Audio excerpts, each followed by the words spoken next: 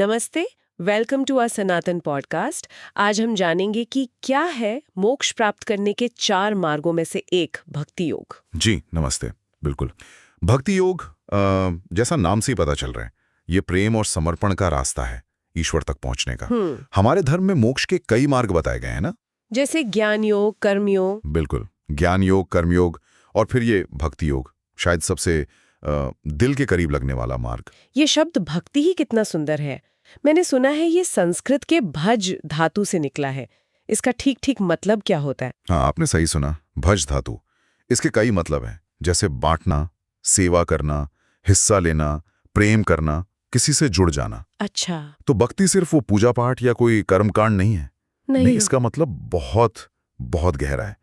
ईश्वर के प्रति एक खिंचाव, एक अटूट श्रद्धा, प्रेम, पूरी निष्ठा, समर्पण। और इसे अपने आप में ही मुक्ति का एक साधन, एक जरिया माना गया है। और योग का मतलब तो हम जानते ही हैं, जुड़ना। तो भक्ति योग मतलब हुआ प्रेम और समर्पण के जरिए ईश्वर से जुड़ना। एकदम सही पकड़ा आपने। योग मतलब जुड़ना, मिलन। तो भक्ति योग वो साधना है, वो तरीका है जिससे हमारी आत्मा, मतलब आत्मन, परमात्मा से, ब्रह्म से प्रेम के माध्यम से जुड़ती है। ये भावनाओं का योग है, कह सकते हैं। हाँ बिल्कुल, ये दिल का रास्ता है, मन और भावनाओं को ईश्वर से जोड़ने की प्रक्रिया। इसकी जड़ें कहाँ तक हैं? मतलब कितना पुराना है ये मार्ग? क्या वेदों में, उपनिषदों में भी इसका जिक्र है? देखिए, भक्ति की जो भावना है ना, वो तो बहुत पुरानी है। श्वेताश्वतर उपनिषद जैसे प्राचीन ग्रंथों में भक्ति शब्द मिलता है। अच्छा। हाँ, वहां इसका मतलब है किसी भी काम के प्रति पूरी लगन, पूरा समर्पण और प्रेम। लेकिन भक्ति योग को एक व्यवस्थित मार्ग के रूप में जो पहचान मिली, उसका श्रेय जाता है भगवद गीता को। ओह हाँ, भगवद गीता, उसका तो भक्ति योग में बहुत ही महत्वपूर्ण स्थान है ना? निश्चित रूप से। गीता में ही तो भगवान श्री कृष्ण ने अर्जुन को ये साफ साफ समझाया कि ज्ञान और कर्म की तरह ही भक्ति भी मोक्ष तक ले जाने वाला एक स्वतंत्र और उतना ही महत्वपूर्ण रास्ता है। गीता का सार यही है कि भक्त का अपने व्यक्तिगत ईश्वर के प्रति जो प्रेम भरा समर्पण है, वही भक्ति योग है। ये व्यक्तिगत ईश्वर वाली बात थोड़ी और समझाइए। ये क्या है इसका मतलब? भक्त अपनी पसंद के किसी भी रूप में ईश्वर को भज सकता है? हाँ, और यही तो भक्ति योग की सबसे बड़ी खूबी है, इसकी सहजता है। देखिए, ईश्वर तो एक ही है, पर भक्त का मन जिस रूप में रमे, वो उस रूप में उन्हें देख सकता है, उनसे प्रेम कर सकता है। अच्छा। कोई कृष्ण को अपना सखा मानता है, कोई राधा रानी को अपनी स्वामिनी, कोई श्री राम के चरणों में रहता है, कोई माँ सीता की भक्ति करता है, कोई शिव का भक्त है, कोई माँ दुर्गा का, कोई विष्णु, लक्ष्मी, गणेश, सूर्य। कितने ही रूप हैं। बात यह नहीं कि आप किस रूप को पूज रहे हैं, बात है उस रूप के प्रति आपके दिल में कितना गहरा, कितना सच्चा, बिना किसी स्वार्थ का प्रेम और समर्पण है। और फिर मध्यकाल में जो भक्ति आंदोलन हुआ, उसने तो इसे हर घर तक पहुंचा दिया है ना? बिल्कुल बिल्कुल। भक्ति आंदोलन तो एक क्रांति जैसा था। इसका उदय हुआ लगभग पहली सहस्राब्दी ईस्वी के मध्य में, दक्षिण भारत में, तमिलनाडु में। दक्षिण भारत से शुरुआत हुई। हाँ, वहां शैव नयनार संत थे और वैष्णव आलवार संत, उन्होंने इसकी नींव रखी। उन्होंने क्या किया कि संस्कृत के बजाय आम लोगों की भाषा में, तमिल में, ईश्वर प्रेम के पद गाए, भजन गाए। वो इतने सरल और भावपूर्ण थे कि सीधे लोगों के दिल में उतर गए। और फिर देखिए, 12वीं से 18वीं शताब्दी तक ये लहर पूरे भारत में फैल गई। उत्तर भारत, पश्चिम भारत, पूर्व भारत, हर जगह।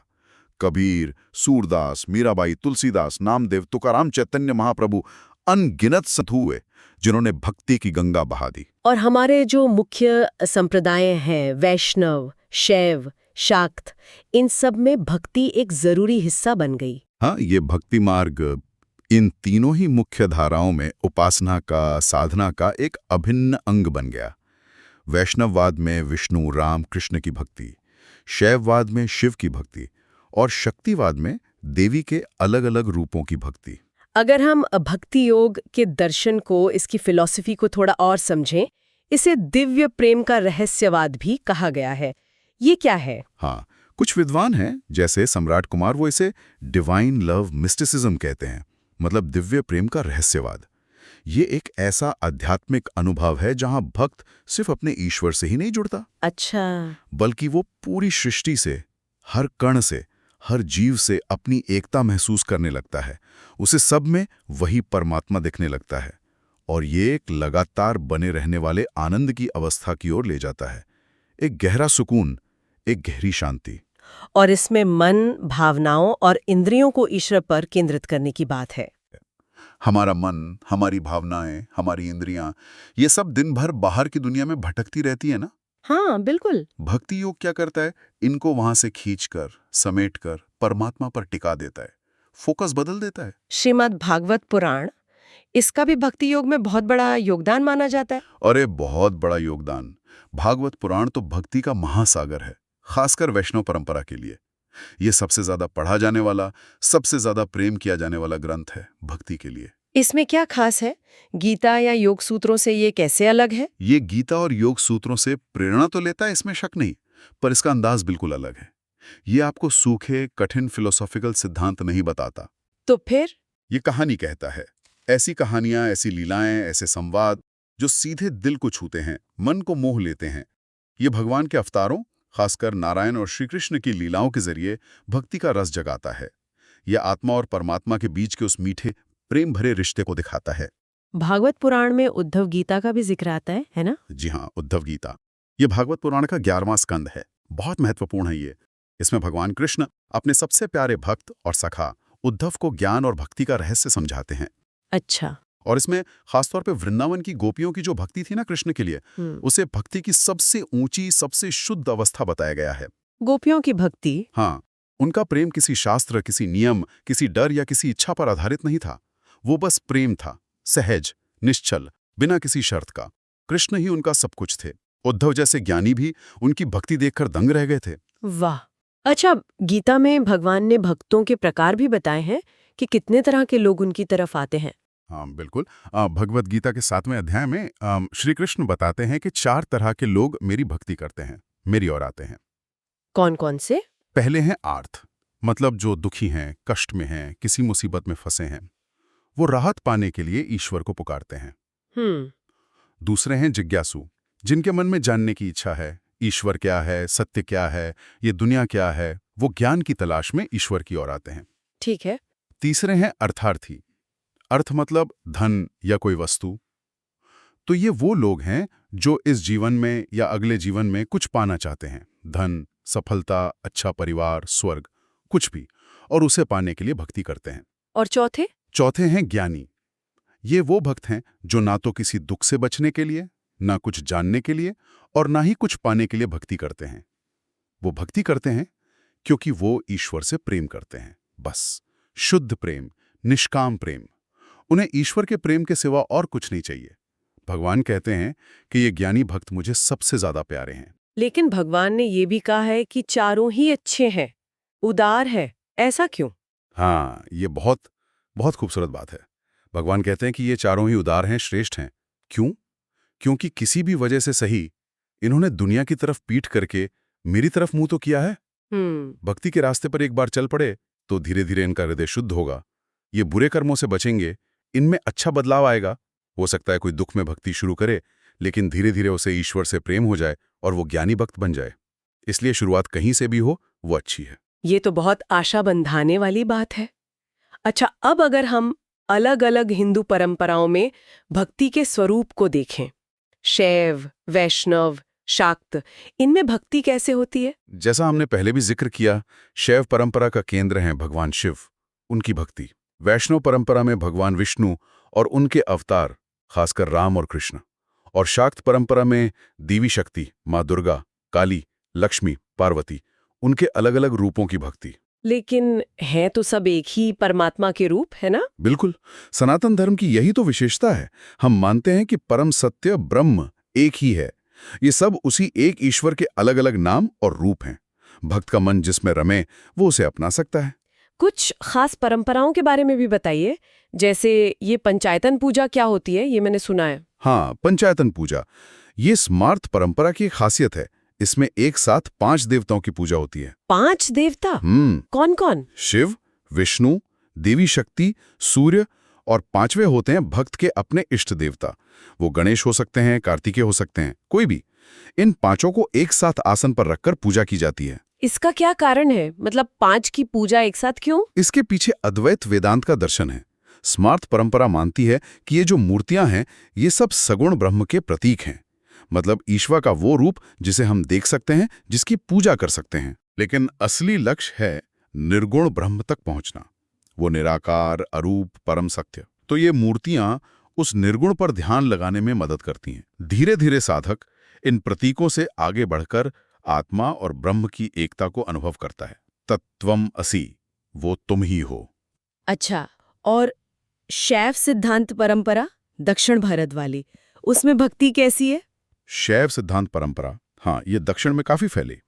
इसमें भगवान शिव के प्रति प्रेम भरी भक्ति पर बहुत जोर है। इनका दर्शन 3 चीजों पर टिका है: पशु, पति और पाश। पशु, पति, पाश, ये क्या है? पशु मतलब हम सब, व्यक्तिगत आत्माएं जो बंधी हुई हैं। पति मतलब स्वामी यानी भगवान शिव, और पाश मतलब वो रस्सी या बंधन जिससे आत्मा बंधी है। क्या है वो बंधन? अज्ञान, कर्म और माया। तो मुक्ति कैसे मिलेगी इस बंधन से? उनका रास्ता है अच्छा जीवन जियो, नैतिक बनो, सेवा करो समाज की, गुरु की, प्रेम से शिव की पूजा करो, योग का अभ्यास करो और लगातार सीखते रहो, ज्ञान प्राप्त करो, आत्मज्ञान की ओर बढ़ो। इनका बहुत बड़ा साहित्य है जो शिव भक्ति और दर्शन की गहराई बताता है। और शक्ति भक्ति? देवी माँ की भक्ति। शक्ति भक्ति, हाँ, जिसे शक्तिवाद भी कहते हैं। इसमें देवी माँ केंद्र में है। देवी भागवत पुराण में एक हिस्सा है देवी गीता। उसमें देवी खुद बताती हैं कि भक्त और मुझ में कोई भेद नहीं है, हम एक हैं, हमारे बीच का प्रेम शाश्वत है, निर्भय है। इनकी भक्ति की प्रथाएं कैसी होती हैं? काफी कुछ वैसी ही जैसे दूसरी हिंदू परंपराओं में है। पूजा, पाठ, मंत्र जप, ध्यान, लेकिन सब कुछ देवी को समर्पित होता है। ये परंपरा खासकर पूर्वी भारत, बंगाल में बहुत जीवंत है। दुर्गा पूजा तो वहाँ का सबसे बड़ा त्योहार है। माँ दुर्गा, काली, तारा माँ, इनकी उपासना होती है। और वैष्णव भक्ति, इसका तो भक्ति योग से सबसे गहरा नाता माना जाता है ना? है ना? हाँ, कह सकते हैं। ऐतिहासिक रूप से देखें तो भक्ति योग का सबसे ज्यादा विकास, सबसे ज्यादा विस्तार वैष्णव परंपरा में ही हुआ है। यहाँ भक्ति का केंद्र कौन है? भगवान विष्णु या उनके अवतार राम और कृष्ण। और मीराबाई जैसी महान संत, वो तो इसी परंपरा की हैं। बिल्कुल। उनका पूरा जीवन ही कृष्ण प्रेम की कहानी है। चैतन्य महाप्रभु और भक्ति के 9 प्रकारों का भी बहुत नाम आता है वैष्णव भक्ति में, वो नवधा भक्ति। अरे हाँ, चैतन्य महाप्रभु, उन्होंने तो बंगाल और उड़ीसा में कृष्ण भक्ति की जैसे बाढ़ ला दी थी। उनके अनुयायियों ने भक्ति के अभ्यास को और व्यवस्थित रूप दिया। ये जो नवधा भक्ति है, इसके बारे में मूल रूप से भागवत पुराण में भक्त प्रहलाद बताते हैं। 9 प्रकार कौन कौन से हैं वो? जी, 9 अंग हैं भक्ति के। पहला, श्रवण, भगवान की लीला, कथा, गुण सुनना। दूसरा, कीर्तन, भगवान के नाम, गुण गाना, अकेले या समूह में।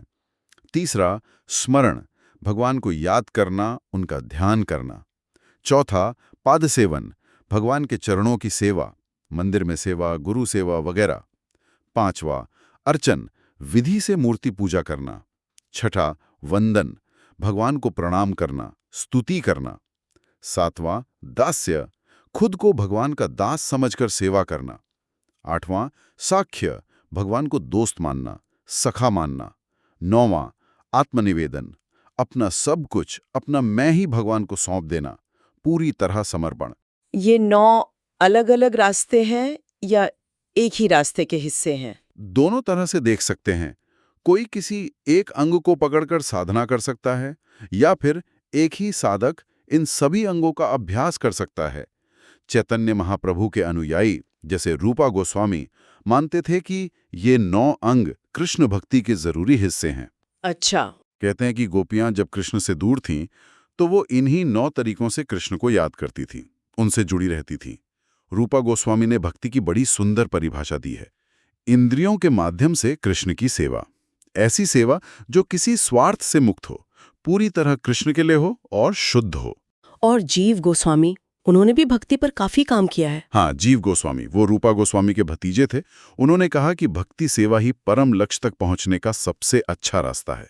उन्होंने भक्ति के 2 मुख्य प्रकार बताए, वैद भक्ति और रागानुगा भक्ति। वैद और रागानुगा, इनमें क्या फर्क है? वैद भक्ति वो है जो शास्त्रों के नियम, कानून, विधि विधान मानकर की जाती है, जैसे मंदिर जाना, पूजा करना, व्रत रखना। एक तरह से ये नियमों में बंधी भक्ति है। और रागानुगा? रागानुगा भक्ति ज्यादा ऊंची मानी जाती है। ये नियमों से नहीं चलती, ये दिल से चलती है।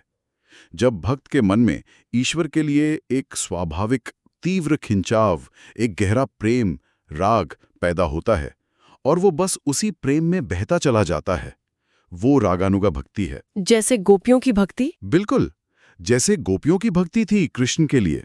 गौड़ीय वैष्णव परंपरा में तो रागानुगा भक्ति को ही योग की सबसे बड़ी उपलब्धि माना गया है। बाद के संतों ने भी इसे महत्व दिया? हाँ बिल्कुल, भक्त सिद्धांत सरस्वती और अभी हाल के समय में जगतगुरु कृपालू जी महाराज जैसे संतों ने रागानुगा भक्ति की बहुत महिमा गाई है। उन्होंने इसे ईश्वर तक पहुंचने का सबसे सीधा, सबसे तेज रास्ता बताया है। ये पतंजलि योग से थोड़ा अलग है। पतंजलि योग में इच्छाओं को, राग को बाधा माना जाता है। हाँ। रागानुगा भक्ति कहती है, उस राग को मिटाओ मत, उसे भगवान की तरफ मोड़ दो। जगतगुरु कृपालू जी महाराज के भक्ति पर विचारों के बारे में थोड़ा और बताइए। जी, जगतगुरु कृपालू जी महाराज का दर्शन बहुत स्पष्ट था। उन्होंने भक्ति योग तत्व दर्शन, प्रेम रस सिद्धांत जैसे ग्रंथ लिखे। उनका कहना था कि हम सब जीव, हर आत्मा क्या खोज रही है?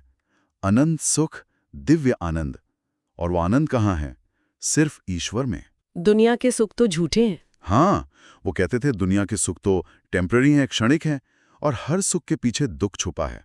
आत्मा क्योंकि ईश्वर का अंश है, इसलिए वो नेचुरली उसी सच्चे स्थायी आनंद को खोज रही है। तो वो आनंद मिलेगा कैसे? उनकी बात थी कि ये आनंद मिलेगा ईश्वर की कृपा से। और कृपा कैसे मिलेगी? पूर्ण शरणागति से, अपना सब कुछ ईश्वर को सौंप देने से। और इसमें सबसे जरूरी है मन का समर्पण। मन का समर्पण? हाँ। और मन तभी समर्पित होगा जब उसे दुनिया से वैराग्य होगा, जब वो ये समझ जाएगा कि ये दुनिया नश्वर है, धोखा है। तो फिर कर्म और ज्ञान का क्या होगा? उनका कोई रोल नहीं? रोल है, पर कृपालू जी महाराज भक्ति को सबसे जरूरी मानते थे।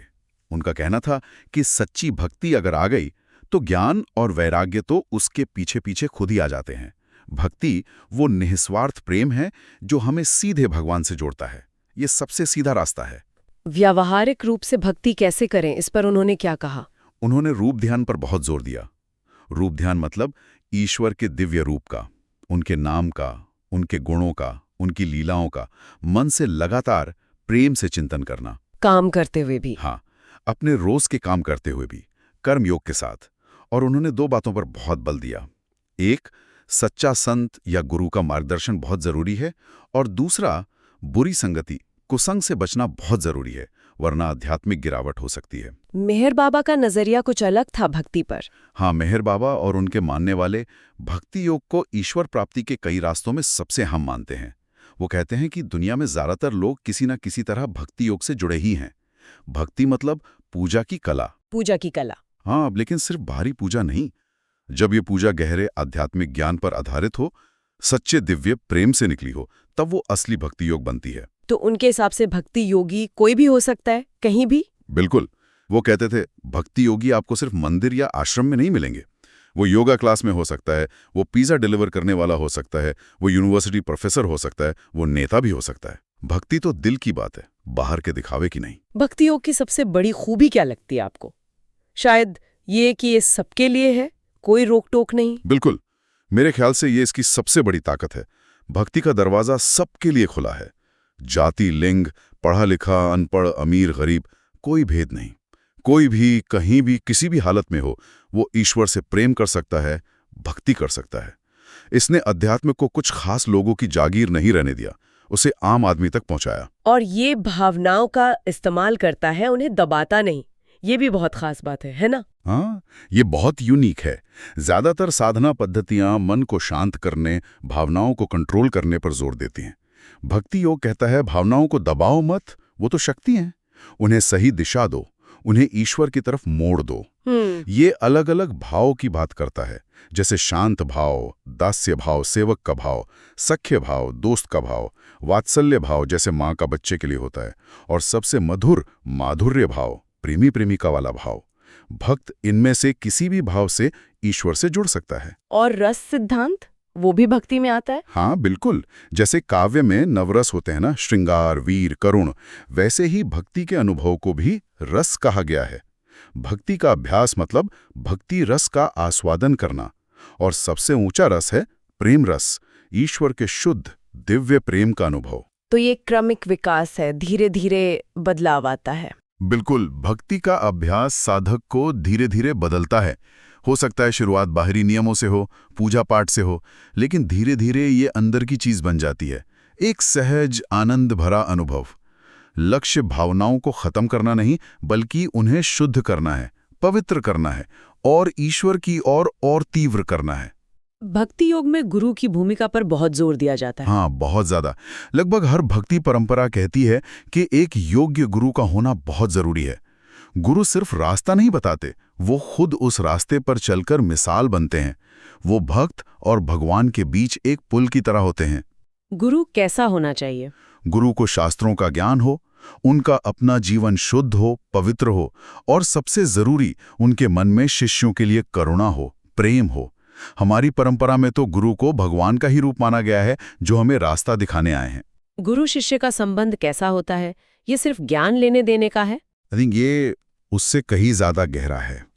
शिष्य सिर्फ गुरु से सुनता नहीं, वो उनकी सेवा करता है, उनके साथ रहता है, उनके व्यवहार को देखता है और उससे सीखता है, भक्ति भाव को सोखता है, एब्जॉर्ब करता है। गुरु शिष्य की जरूरत को समझते हैं, उसे उसकी प्रकृति के हिसाब से साधना बताते हैं, उसकी देखभाल करते हैं। दीक्षा से ये रिश्ता और पक्का होता है। गुरु मंत्र देते हैं, अपनी परंपरा से जोड़ते हैं। भक्ति आंदोलन का समाज पर भी तो बहुत असर पड़ा था, खासकर जाति व्यवस्था पर। हाँ, ये भक्ति आंदोलन का एक बहुत महत्वपूर्ण पहलू है। इसने उस समय की जो कठोर जाति व्यवस्था थी ना, उसे सीधी चुनौती दी। संतों ने कहा, भगवान की नज़र में सब बराबर हैं, भक्ति करने का हक सबको है, चाहे वो किसी भी जाति का हो। तो क्या इससे समाज बदल गया? पूरी तरह तो नहीं कह सकते, क्योंकि सामाजिक ढांचा बहुत मजबूत था, लेकिन एक सोच जरूर बदली। कबीर जुलाहे थे, रविदास जी चर्मकार थे, सेना जी नाई थे, चोखा मेला दलित थे। ये सब महान संत माने गए। लोगों ने उनकी जाति नहीं देखी, उनकी भक्ति देखी। ये छोटी बात नहीं थी। और भाषा पर, महिलाओं पर भी असर हुआ। बिल्कुल, संतों ने पंडितों वाली संस्कृत छोड़कर आम लोगों की भाषा में गाया, लिखा। हिंदी, मराठी, पंजाबी, तमिल, कन्नड़, इससे ज्ञान सब तक पहुंचा और महिलाओं को भी एक आवाज मिली। सोचिए, उस जमाने में अंदाल, मीराबाई, ललदिद, अक्का महादेवी, कितनी ही संत कवयित्रियां हुईं जिन्होंने समाज के बंधन तोड़े और अपनी भक्ति को खुलकर दुनिया के सामने रखा। लेकिन इस पर एक सवाल ये भी उठता है कि क्या ये सच में सामाजिक बराबरी लाने वाला आंदोलन था, ये बस लोगों के दुख भुलाने का एक आध्यात्मिक तरीका? हाँ, ये सवाल उठता है और इस पर विद्वानों की अलग अलग राय है। कुछ मानते हैं कि ये वाकई एक सामाजिक विरोध था, इसने दबे कुचले लोगों को सम्मान दिया, आवाज दी। पर कुछ मानते हैं कि इसने आध्यात्मिक बराबरी की बात तो की, पर जमीन पर ऊंच नीच को खत्म नहीं कर पाया। शायद ये लोगों के लिए एक भावनात्मक राहत ज्यादा थी। ये थोड़ा मुश्किल सवाल है, इसका कोई एक जवाब नहीं है। अच्छा, अब भक्ति योग का बाकी योग मार्गों से क्या रिश्ता है? ज्ञान योग, कर्म योग, राजयोग, क्या ये अलग अलग है या जुड़े हुए हैं? ये भी एक गहरा सवाल है। देखिए, भक्ति और ज्ञान योग के रिश्ते पर तो सदियों से बहस चली आ रही है। अद्वैत वेदांत वाले मानते हैं कि भक्ति अच्छी है, पर वो ज्ञान तक पहुंचने का एक साधन है। असली मुक्ति तो ज्ञान से ही मिलेगी। और भक्ति वाले, भक्ति केंद्रित दार्शनिक जैसे रामानुज, वो कहते हैं कि नहीं, भक्ति ही सबसे ऊपर है। ईश्वर से प्रेम का रिश्ता ही परम लक्ष्य है, ज्ञान तो उसका एक हिस्सा है। कुछ लोग ये भी मानते हैं कि जब ज्ञान और भक्ति दोनों गहरे हो जाते हैं तो आखिर में एक ही जगह पहुंच जाते हैं। और कर्मयोग से कैसे जुड़ा है? कर्मयोग से तो इसका बहुत ही गहरा नाता है। कर्मयोग क्या है? अपने सारे काम भगवान को अर्पण करके फल की इच्छा के बिना करना, है ना? हाँ। तो भक्ति क्या करती है? वो इस कर्म को करने के लिए अंदर से प्रेरणा देती है, प्रेम देती है। बिना भक्ति के कर्मयोग शायद सूखा सूखा लगे और बिना सेवा कर्म के भक्ति शायद अधूरी लगे। दोनों साथ चलते हैं। और राजयोग से, जिसमें ध्यान वगैरह होता है? राजयोग मन को एकाग्र करने पर जोर देता है। भक्ति योग में भी एकाग्रता है, ध्यान है, लेकिन यहां ध्यान किसी खालीपन पर या किसी विचार पर नहीं होता। यहां ध्यान होता है ईश्वर के रूप पर, उनके नाम पर, उनके गुणों पर, उनकी लीलाओं पर। भागवत पुराण में तो ऐसी कई ध्यान की विधियां बताई गई हैं। लक्ष्य मन को शून्य करना नहीं, बल्कि मन को प्रेम से भगवान में डुबो देना है। आज के समय में भक्ति योग हमें कहाँ-कहाँ दिखता है? इसके क्या रूप है आजकल? अरे, इसके तो हजारों रूप हैं। एक तरफ आपको इस्कॉन जैसे बड़े वैश्विक आंदोलन दिखेंगे जो कृष्ण भक्ति को दुनिया भर में फैला रहे हैं। दूसरी तरफ रमण महर्षि जैसे संतों से प्रभावित लोग हैं जो ज्ञान और भक्ति को मिलाकर चलते हैं। सबसे ज्यादा तो आम जीवन में ही है। हम लोग मंदिर जाते हैं, घर में पूजा करते हैं, आरती गाते हैं, त्योहार मनाते हैं, भजन कीर्तन सुनते हैं, तीर्थ यात्रा पर जाते हैं। ये सब क्या है? ये सब भक्ति की ही तो अलग अलग शक्लें हैं। यहाँ तक कि हमारी फिल्मों में, गानों में, टीवी सीरियलों में भी भक्ति की झलक मिल जाती है। और हाँ, अब तो यूनिवर्सिटी में भी भक्ति साहित्य और दर्शन को पढ़ा और पढ़ाया जा रहा है। वाकई भक्ति योग का फैलाव तो बहुत ही गहरा और हर तरफ है। आज की ये चर्चा बहुत अच्छी रही। चलते चलते कोई ऐसा विचार या सवाल जो हमारे सुनने वालों को सोचने पर मजबूर करे? एक बात सोची जा सकती है, भक्ति योग बहुत ही व्यक्तिगत, बहुत ही भावनात्मक रिश्ता बनाने पर जोर देता है, भक्त और भगवान के बीच, है ना? हाँ, बहुत इम्पर्सनल सी लगती है, मशीनी। तो ऐसे में भक्ति की ये जो पुकार है, ये कितनी रेलेवेंट है? क्या टेक्नोलॉजी भक्ति के नए रास्ते खोल रही है, जैसे ये ऑनलाइन सत्संग होते हैं, वर्चुअल मंदिर दर्शन होते हैं, या फिर टेक्नोलॉजी हमें भगवान से और दूर ले जाने वाले नए डिस्ट्रैक्शन पैदा कर रही है? ये जो भक्ति की सदियों पुरानी प्यास है, वो आज के इस दौर में अपना रास्ता कैसे खोज रही है? ये सोचने वाली बात है। okay. So we hope you liked our today's discussion. For more such discussions on Sanatan Dharma topics, subscribe to our channel. धन्यवाद। जय श्री राम।